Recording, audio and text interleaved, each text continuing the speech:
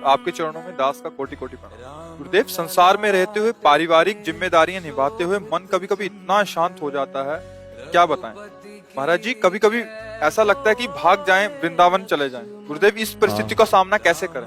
हाँ, लगता है ऐसा, क्योंकि बात कह देना सरल है, उसका निर्वाह करना बहुत कठिन है। परिवार की बहुत तरह की आवश्यकताएं होती, बहुत मांगे होती हैं, बहुत तरह की व्यवधान व्यवस्था। अगर उसमें भजन कर ले गए तब तो भगवत प्राप्ति बहुत सहज है। अच्छा, आप वृंदावन भाग के आओगे तो समस्या रहित है क्या? यहाँ भी समस्या है। आप सोचो, कहाँ भाग के जाओगे? जहाँ जाओगे हमें वो स्थान बताओ जहाँ समस्या ना हो। माया के द्वारा रचित जितने भी सब स्थान हैं, अभी आप चिदानंद वृंदावन को थोड़ी देख पाए, नहीं तो समस्या नहीं थी। अभी आप जो देख रहे हैं मायाकृत रूप है, मायाकृत रूप है, ये चिदानंद रूप नहीं। इसी में है, जैसे यही हमारा दो स्वरूप है। एक ये रूप देख रहे पांच भौतिक मायाकृत, और जो दिखाई नहीं दे रहा तो चिदानंद रूप यही है, पर उसके लिए नेत्र नहीं। जब नेत्र आएंगे तो इस दृश्य का महत्व नहीं रह जाएगा। तो भाग कर कहीं भी जाओ तो माया गुणों से भरा हुआ पूरा संसार है। तो भाई समस्या तो ये बात है, कहीं भी समस्या रहित नहीं। अगर आप वही समस्या रहित हो गए तो कहीं भी समस्या नहीं है। तो हमें लगता है वहीं डट के लड़ो और विजय प्राप्त करो। जैसे भगवान ने जिसके लिए जो कर्म विधान कर दिया है वो भोगेगा। आप उसका सहयोग करो। आपके पास अर्थ, शरीर, सेवा जो भी जितना है उतने में करो, फिर निरपेक्ष अंदर से होना सीख लो। भगवान जाने हमें जितना बल दिया, जितना सहयोग दिया हम करेंगे, वो आगे भगवान जाने। पर इतनी हिम्मत होनी चाहिए तभी बात बनी। नरसिंह मेहता जी के लड़के के ब्याह की बात आई तो उनका देखो, हमारे पास तो कुछ है नहीं, गिरधर के सिवा, प्रभु के सिवा, ठाकुर के सिवा। तो उनका इसीलिए हम ब्याह कर रहे हैं कि आपको ठाकुर जी बहुत प्यार करते हैं। आप ठाकुर, वो तो स्वयं पिता होकर के नहीं करेंगे ब्याह, कौन ये सब करते। भाई हम तो गरीब हैं, देख रहे हो आप हमारे क्या मंजीरा और ठाकुर जी। तुम तो बहुत बड़े घर के हो, तो अपनी बेटी का कहीं बड़े घर। बोले आपसे बड़ा कोई नहीं है, जो ठाकुर जी का जन्म वही हमारे लिए बड़ा। वो पीछे पड़ करके ब्याह तय कर उनका, हम ब्याह वगैरह में नहीं जाएंगे। हम अपनी ठाकुर जी की सेवा नहीं छोड़ सकते। तो ठाकुर जी प्रकट होके कहा करेंगे हम सब, केवल तुम साफा बांध के समधी बन करके छाती छाती में, ये भी नहीं होगा हमसे। सारा का सारा ब्याह ठाकुर जी। जब हम भार अपने ऊपर ले लेते हैं ना तो ठाकुर जी निश्चिंत हो जाते हैं। अगर ठाकुर जी के ऊपर भार दे दो तो वो सब देख लेंगे। ज्यादा चिंता भी मत करो, तुम्हारे चिंता करने से कुछ होगा नहीं, चिंतन करने से होगा। राधा नाम के धनी बनो, खूब नाम जप करो। जो प्रभु कर रहे हैं उसे देखते रहो, जो करवा रहे हैं उसे देखते रहो। ये माया प्रपंच है, इसको इसी तरह से जीत सकते हो। दशरथ जी तड़प के प्राण त्याग रहे। सुबह राज्याभिषेक था राम जी का और 14 वर्ष का वनवास। उनकी कामना ये थोड़ी थी कि राम जी वनवास जाए। राम जैसा पुत्र राजगद्दी पर बैठे और ये जब मैं देखूं तुम कृतकृत्य हो जाऊंगा। प्रसन्न थे। पूरी अयोध्या में धूम मची हुई थी, कल राम राजा बने। और कल की जो सुबह आई वो ऐसी घोर प्रातःकालीन बेला हुई कि सबके प्राण निकल रहे थे कि भगवान श्री राम 14 वर्ष के लिए विशेष उदासी भेष में, जो आज पालकी पे 4 कदम चलते हैं, राजकुमार हैं, दशरथ जी चक्रवर्ती सम्राट, वो नंगे पैर वनवास। सोचो, जिनकी माँ है कौशल्या जी, उनका सुहाग उतर रहा है, वैधव्य को प्राप्त हो रहे हैं। भाई यहाँ सृष्टि का क्रम ही ऐसा है। तो नाम जप करते रहो, जैसा हो रहा है उसे देखते रहो, जितना वो संभलवा रहे संभालते रहो, प्रभु के भरोसे रहो। तो हमें लगता है फिर आप निकल सकते हो। नहीं तो प्रायः ये ऐसा झंझट है माया का कि बड़े बड़ों को फंसा करके भगवत विस्मरण करा ही देता है, भगवत विस्मरण करा देता है। इसीलिए गोपीजनों की महिमा है कि सब परिवार में रहते हुए भी एक क्षण के लिए भी श्री कृष्ण चिंतन नहीं छोड़ा। वैसे ही सेवा करती थी जैसे एक सदगृहिणी करती है।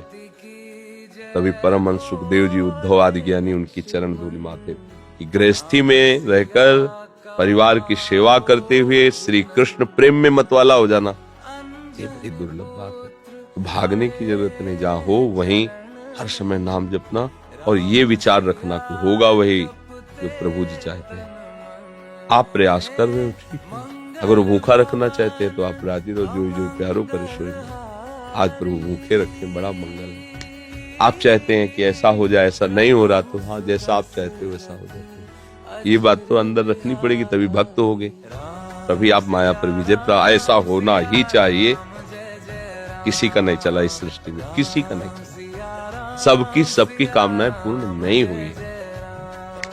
लाडले लालजू प्रकट हो रहे हैं, अभी प्रकट हो रहे हैं, अभी नंदालय भेज रहे हैं। देवकी मैया अपनी गोद में ढंग से खिला भी नहीं सके। जिनको ये सौभाग्य मिला, नौ किशोर ठाकुर जी ऐसे जाग छोड़ के जा रहे हैं जैसे पहचानते भी नहीं।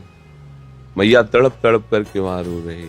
आप मथुरा आ गए, मथुरा से द्वारिका। ये क्या है? भगवान ये दिखा रहे हैं कि सृष्टि का क्रम ऐसा है। कभी विजय है तो कभी हार है, कभी सुख है तो कभी दुख है, कभी लाभ है तो कभी हानि। ये चलता ही है। विमल जी, आपके चरणों में दंडवत प्रणाम।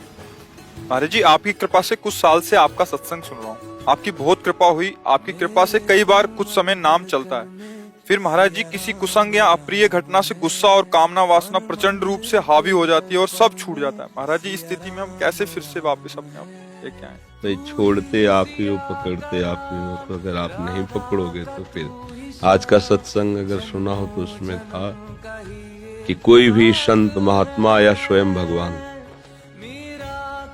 आपको स्वीकृति करनी होगी, अपना कल्याण आपको करना होगा। भगवान सामने अर्जुन से कह रहे हैं अपना उद्धार आपको करना होगा। हम उपाय बता देते हैं, हम तुम्हें वो सामर्थ्य देंगे, वो तुम्हें विचार देंगे, पर चलना आपको होगा। ऐसे ही जैसे श्राप है किसी को जाओ, तो प्राकृतिक शरीर का ही दंड है। वरदान है तो प्रकृति का है। लेकिन ये चिदानंद भाव में भगवत प्राप्ति, भगवत भजन, ये आपको स्वीकार करना होगा। अगर आप नहीं करोगे तो ये कोई भूल जाए कि कोई महात्मा आशीर्वाद दे देगा। ये हम तुमको अंदर की बात बता रहे हैं, हृदय की। किसी के आशीर्वाद से किसी का भजन नहीं होता, किसी के आशीर्वाद से किसी को भगवत प्राप्ति नहीं होती। हाँ, यही आशीर्वाद है। जब आप सत्संग सुनते हो, उन पर श्रद्धा करते हो, उनकी बात मानते हो, तो फिर आप में वो योग्यता है, आप चल पड़ोगे। आप न स्वीकार करो तो कोई आपका कल्याण नहीं कर सकता। भगवान भी अवतरित हुए, बड़े बड़े महापुरुष हुए हैं। जीव तो अविनाशी है, उस समय भी हम रहे होंगे और हमारा कल्याण नहीं हुआ। अगर आप अब भी नहीं चाहोगे तो अब भी कल्याण नहीं होगा। किस पर गुस्सा करोगे? किस बात पर गुस्सा? अपने मन पर गुस्सा करो। जो भोगों में फंसा रहा है, जो शरीर को निर्बल कर रहा है, उस गुस्सा को तुम काहे आदर दे रहे हो? क्रोध को आदर दोगे, विषयों के भोगों की आदर प्रवृत्ति करोगे, तो फिर भजन कैसे होगा? भजन तो नाम का आदर करो तब होगा। तो यहाँ से जाना है, किस पर गुस्सा करोगे? जो ले जाने के लिए तैयार बैठा उसे तुम्हें दिखाई नहीं दे रहा। काल सिर पर मंडरा रहा है, किसी भी समय प्रहार कर देगा, कोई भी रूप रह सकता है। ऐसे जरा सा भूकंप आता है, हजारों लोग मर जाते हैं। सुनामी आती, लाखों लोगों के सब मकान सहित, बाल बच्चे सहित, धन संपत्ति सब नाश हो जाता है। कितने दिन का जीवन? 4 दिन का छोटा सा जीवन। राधा राधा राधा। मरना तो है ही, जब मरेंगे तो हमारे पास धन है, राधा नाम। अब मंगल होगा, जहां भी ले जाया जाएगा हमारा हिसाब किताब पक्का है, इसलिए हमें सम्मान मिलेगा, हमें आनंद मिलेगा, प्यार मिलेगा, दुलार मिलेगा। गुस्सा करके अपना भजन छोड़ करके अपना ही पतन करते हो किसी और का, तो आपको पकड़ना होगा भजन।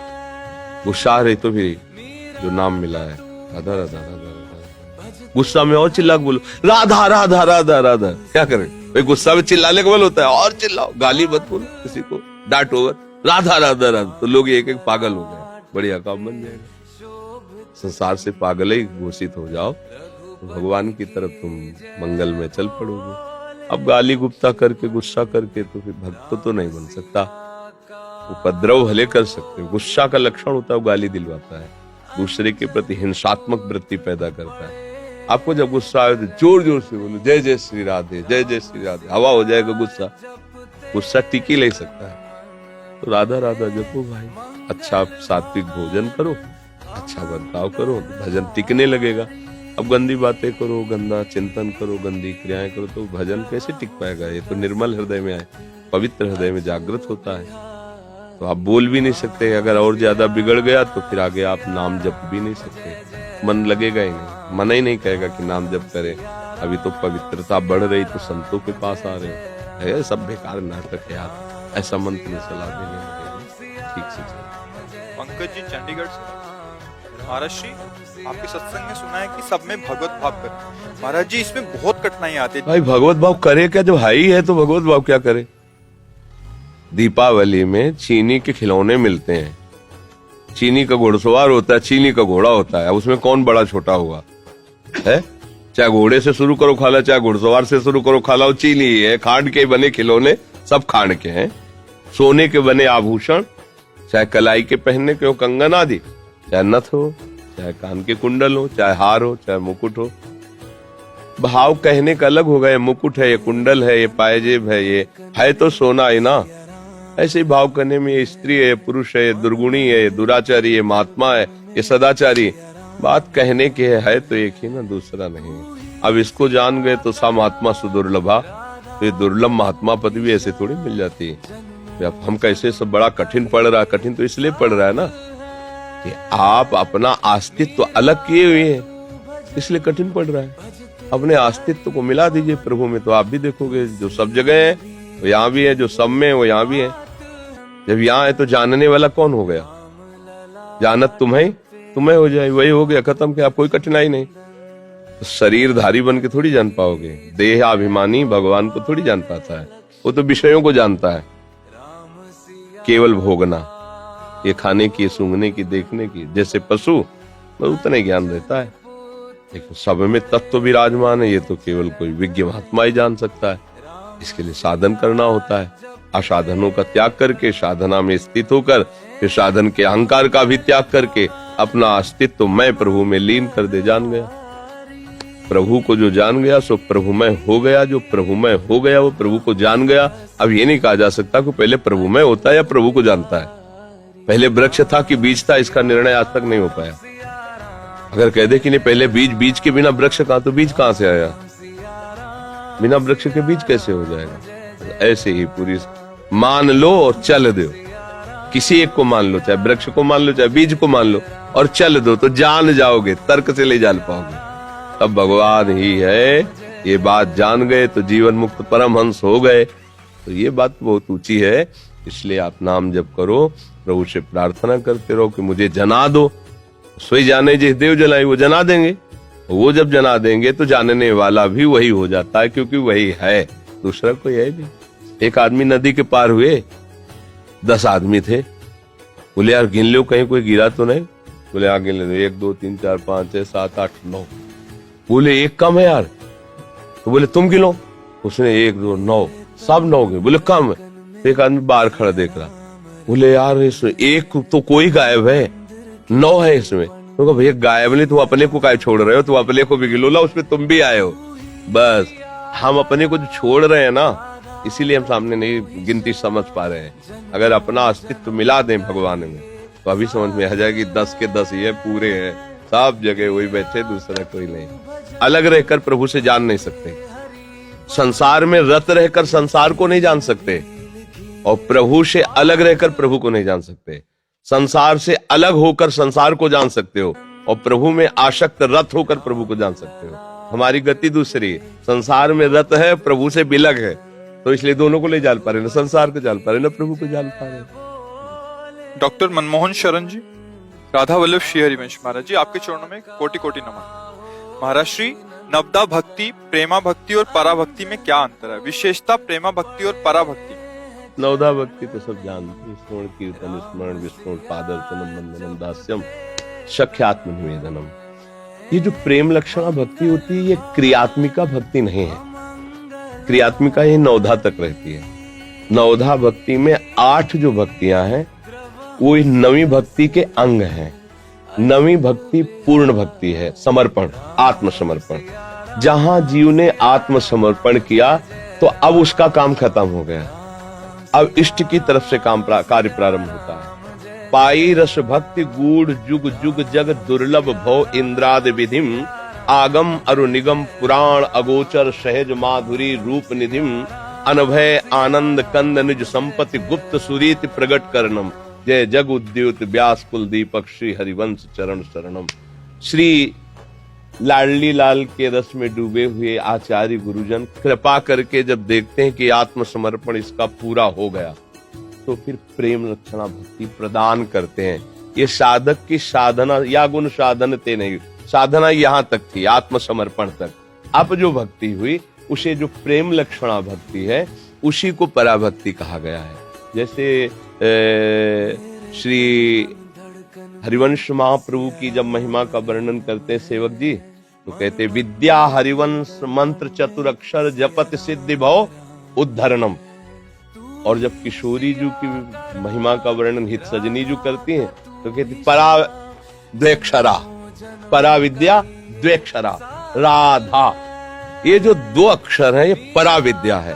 तो राधा प्रेम सुधा रसाशो है, राधा नाम सुधा रसम, अर्थात प्रेम ही पराभक्ति है और प्रेम ही प्रेम भक्ति है। उसके शब्दों को केवल कहने की बात है। अगर हम उसे केवल पराभक्ति कह के जब व्याख्या करेंगे तो ज्ञान मिश्रित कर देंगे, और जब केवल प्रेम भक्ति करके व्याख्या करेंगे तो ज्ञान के आगे की बात होगी।